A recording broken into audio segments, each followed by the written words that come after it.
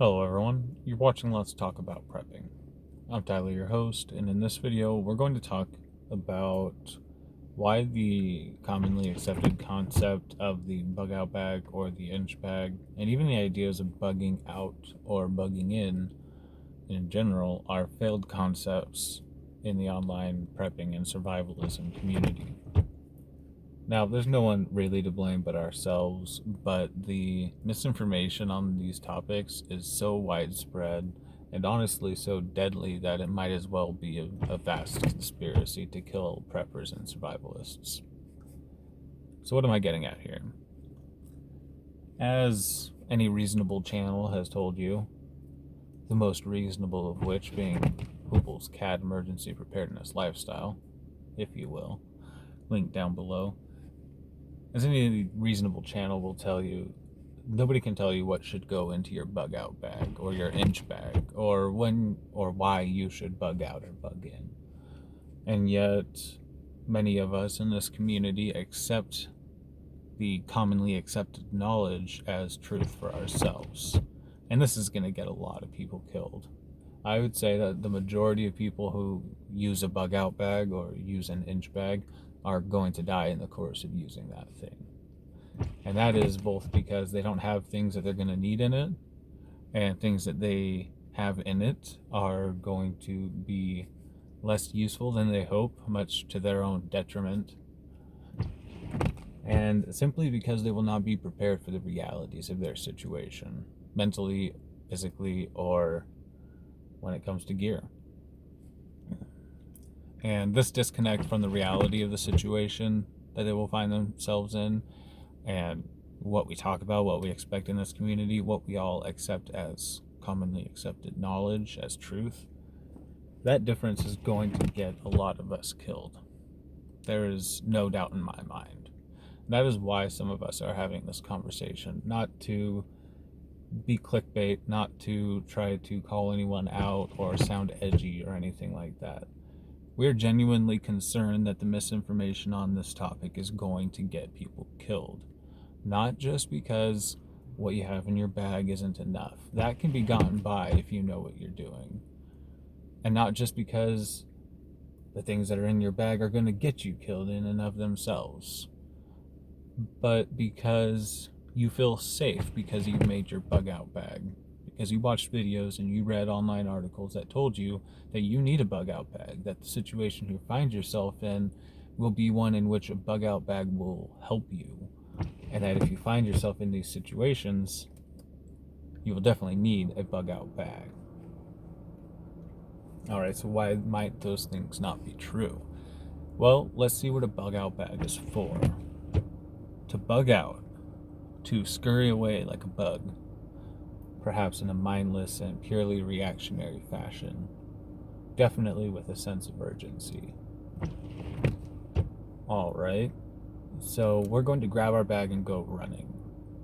So right there, if it's not a situation where we only have a couple of minutes, only just enough time to grab a bag and go running, immediately scratching out a lot of situations that we will find ourselves in.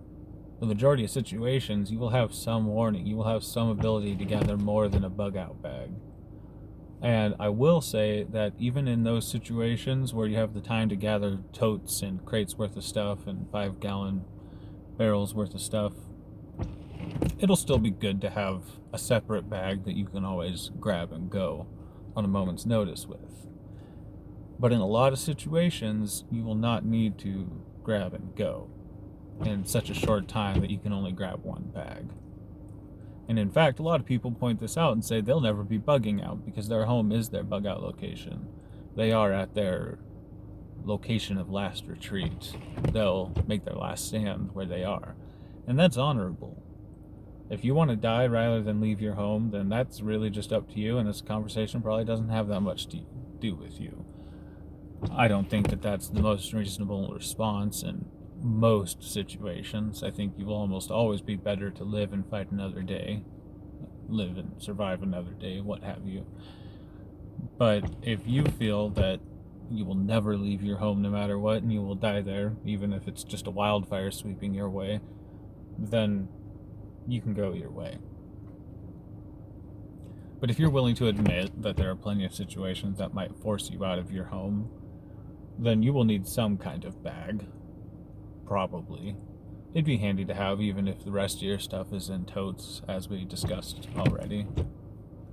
But it would then be more of an evacuation bag or a 72-hour kit or various other things besides a bug out bag. Because let's be honest, the term bug out bag almost unavoidably brings up the idea of wilderness survival, which is one of the main fallacies of the bug out bag. The majority of the people who end up using a bug out bag will not find themselves in the wilderness, even those who live in a very rural area. That's not wilderness, and what you need there is very different from what you need in the desert or in the forest. The majority of people need an urban survival bag.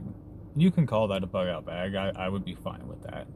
But a lot of people who live in urban environments have rural or wilderness survival bags, and that's going to get them killed, or at least put them in to an extreme disadvantage.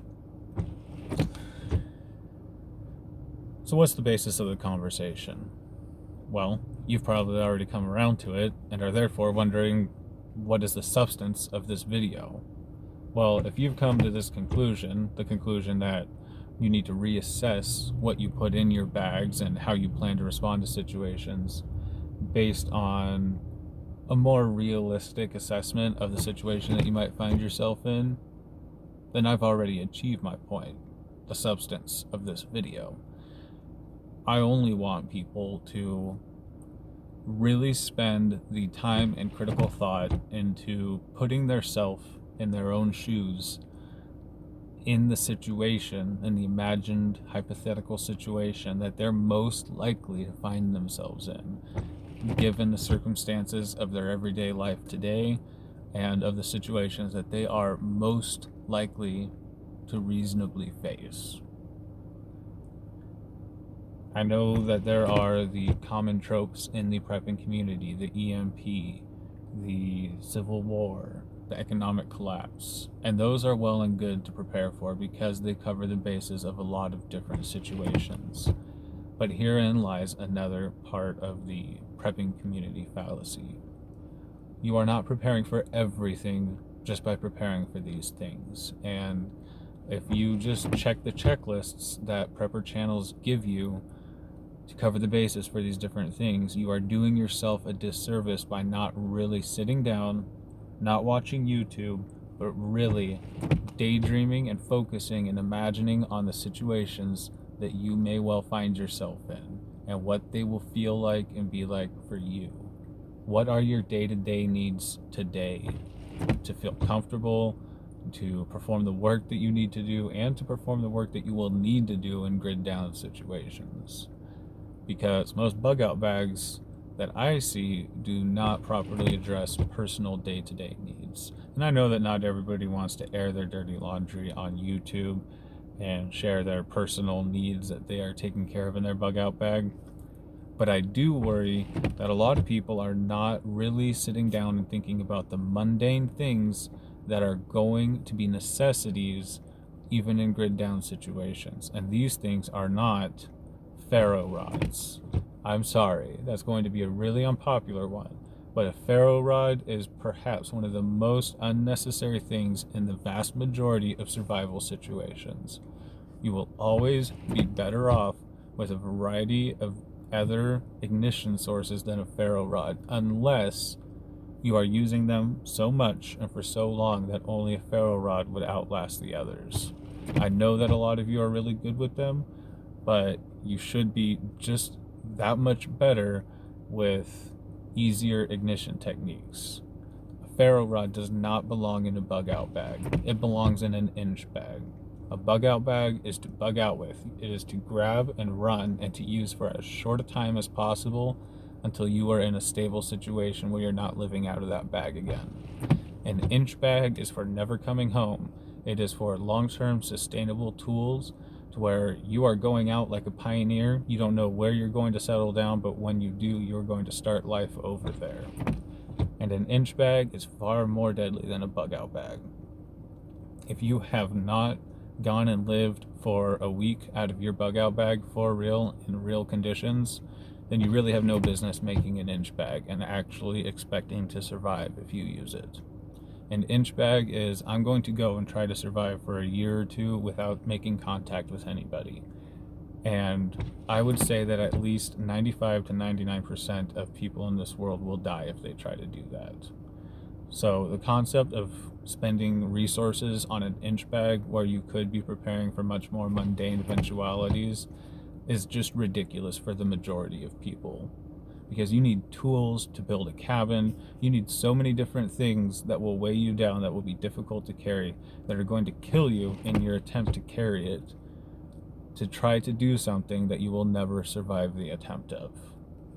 If you have not truly gone through a real life bug out exercise with your bug out bag and gone and lived off of it in whatever environment you may find yourself in, then don't go any further. That's my opinion. And have I done that? No, but I'm not serious about any inch bag that I've ever made. Which brings me to my garbage bag. The get home, bug out, never come home bag. I believe that in order to truly have a system which you can expect to provide for yourself in real situations, you need to start trying to cover almost more bases than you can reasonably cover in any single system, which makes it necessary to start from a ground level and work your way outwards. And this means starting from your everyday carry and working out in different layers through your car carry or your commute carry, backpack or kit, and working your way up so that every single day you have the things that you need to fortify your lifestyle for the next period of time that you might foreseeably need to worry about. If a family member finds themselves in the hospital, you may not have the time to go home, but that's not a bug out situation. But it would help you to have the things with you to be able to sustain your lifestyle for the next day. The 72-hour kit, which ideally you're keeping in your car or place of work or with you if you commute, is the next piece that gets you through the next period of time, and so on and so forth. I'm really not interested in getting into all the different ideas of bags or what should be in them. I've got a list of them, and we can talk about that in further iterations of this conversation. But what I want to get at the essence of today is it is not enough to have a black and white image of having a bug out bag and having that be enough. You would be far better off by not having a bug out bag and spending all of your time focusing on what you will do in various situations than to simply have a bag thrown together which only has a very loose top-down design based on a very incomplete understanding of what you might need in those situations. Because the reality is that the situations where you only have 5 minutes or less to grab a bag and go are the vast minority of situations that you might face. You will almost always have the time to gather specifically what you need for that situation. And in that situation, you're far better off having a better knowledge and a prepared plan rather than bags gathered together so that you can grab them and run. And the only way that you can really do that is to really step back and ask yourself if the commonly accepted knowledge really applies to the situation that you will find yourself in. And really ask yourself, what is it going to look like for me? What am I going to need? What is my family going to need? What will be the minute-to-minute and hour-to-hour reality of the situation? And I think that you will begin to realize that you may well not need a lot of the stuff that you think you need. For instance, myself, when I think about a get-home excursion from work, which is not a bug out, it's just a get-home excursion, I do not ever think about wanting to set up a camp and set up a fire and cook. I think about wanting to get there. And if I want to eat, then probably doing it on the go. none of these things tell me that I need a cook stove and a lot of sources of ignition and the means to catch small game. But yet, in many people's get home bags and even bug out bags, they have all these things and the means to survive for extended periods in the woods. And it makes me ask if their bug out is an attempt to go live like the book Hatchet, or a serious and no BS endeavor to get to a location to be more stable.